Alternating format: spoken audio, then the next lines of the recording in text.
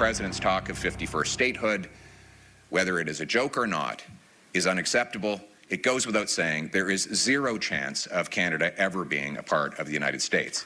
We should not declare a permanent rupture with our biggest customer and closest neighbor in favor of a strategic partnership for a new world order with Beijing.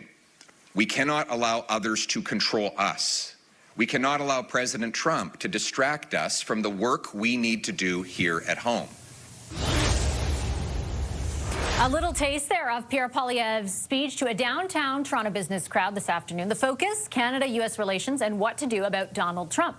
Why now? And will the speech land with whom it needs to? Let's bring in our front bench for that discussion. Former BC Premier Christy Clark is here. She's a senior advisor with Bennett Jones. Marco Mendicino is former Chief of Staff to Prime Minister Mark Carney and a former Liberal cabinet minister. He's now a senior counsel and strategic advisor for Castles. CTV political analyst and former Conservative Industry Minister James Moore is with us. He's now a policy advisor at Edelman.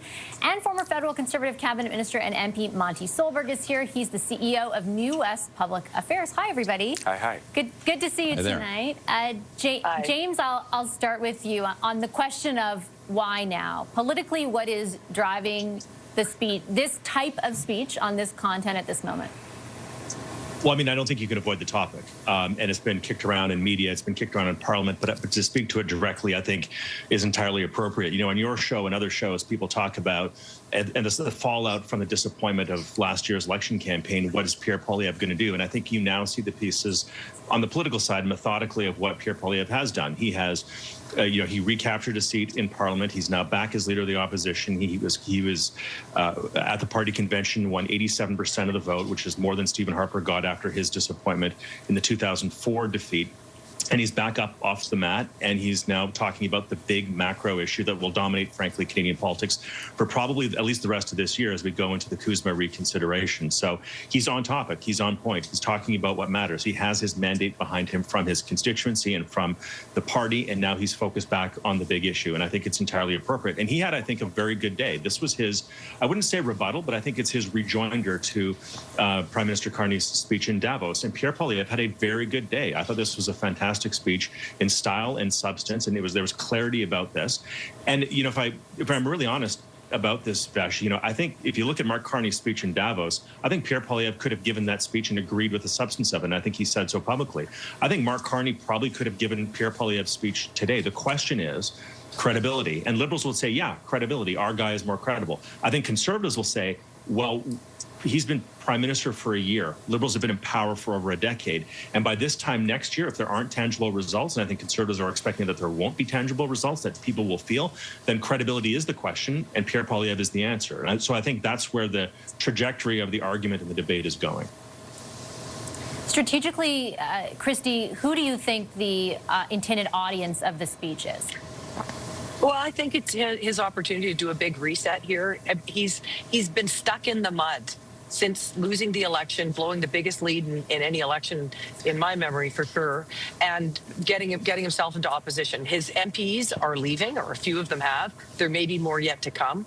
And I think he needs to get out there, and it was the right thing to do. Make a consequential speech, change the narrative about where he's at, so he starts to look like a builder rather than just kind of a complainer. And I think he achieved that. I mean, I agree with James. I think it was a really good speech. In fact, Carney could have made a speech like that. I think his comments on China were wrong. I think that I think it's not about rejecting the United States and accepting China again. It's about making sure that we are broadening our trading relationships with countries around the world, including the two biggest economies in the world. So there's a few points of disagreement I'd find in that, but I thought he did a good job of kind of resetting himself as a statesman. And he has, he's a big imagination about what he'd like to imagine to do at the table if he got the chance. Fact is, he doesn't have the chance at the moment. He's not at the table, and he probably doesn't have a lot of information about what's happening there. Nonetheless, though, good that he did it. I think it will go over well. I think that I think it's taken him a long time to finally get here and admit that he needs to make some changes. But for his party and for his caucus, I think it was the right direction. The speech was very much about what he would do, Monty. and what he thinks should happen, versus primarily a criticism of what is happening. Like there were obviously points at which, you know, he contrasted himself with the current direction of the government or certain policies, like as Christy mentioned, around China of the government. But mostly, for the first time in a long time, it was actually about what they would do, like on their own, what he would do on his own, versus just being about what they would do differently than the government, kind of thing. Do you think that was by design, and do you think it'll be effective? It was his attempt to carve out his vision of conservatism in Canada. It was a better critique, frankly, of the problems than the Prime Minister provided. As good as the Prime Minister's speech was, it wasn't complete. And Pierre filled in the gaps today and indicated how he would move forward and address some of the problems, mainly the ones that lie within Canada, the ones that were created by, frankly, Prime Minister Trudeau to some degree and have been long-standing, and has proposed ideas that really, I think, underline how effective he is as a leader of the opposition. He's constructive, he's assisting, but also providing a vision for Conservatives so they can see, to address Christie's point, that he has a plan to get them back to power, and one that will fix the country. And that's critical. We need a positive plan for the future, and he provided that somewhat today. Do you think, Marco, this was about, you know, speaking to those Conservatives, or was it also about speaking to people who are open to voting for Conservatives, right? Like, I think out of the convention, the speech was certainly focused on people who had to vote in that leadership review.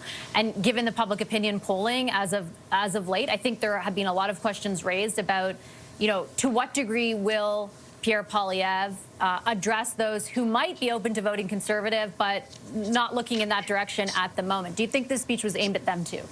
It had to be about both. I think you're absolutely right, Vashi, and I think that today's speech was far more urgent than some of my co-panelists have been characterizing, given the floor crossing, given the growing gap in both party and leadership numbers between Mark Carney and Pierre Poilievre. So there's no doubt that he had to turn that around and stop the bleeding. And I think, you know, as I think some of, again, my colleagues have said, he did do that in three ways through the speech. So one, it was a less partisan speech. It was more statesmanlike. A lot of those zingers that we're accustomed to hearing from Pierre were not there. In fact, he even referred to Pierre Elliott Trudeau in a positive way. You know, there was less you know, sloganeering. You know, Canada is broken, referring to gatekeepers, you know, those catchphrases, jail, not bail. Those were all gone in favor of more, I think, rhetorically substantive, free-flowing expressions and ideas in longer sentences to showcase that substance. And I think, third, you know, he showed that he was less afraid and more courageous to confront Trump, which was the major elephant in the room, which he had not really addressed so squarely and so directly in clear language as he did today. I think that the real challenge, though, and this goes back to your first question, Vashi, is one of timing. And I think that the question that a lot of voters in the broader universe of persuadable Canadians is, why did it take a year? And is this too little, too late? And I think that will be a question that Pierre will have to continue to answer. Though I do think that overall the delivery was good. I thought at times he was a bit fast, and I wondered at times if he was forcing the speech. But I think on the whole, I agree. It was good in the sense that he was able to demonstrate a more statesmanlike speech on the whole.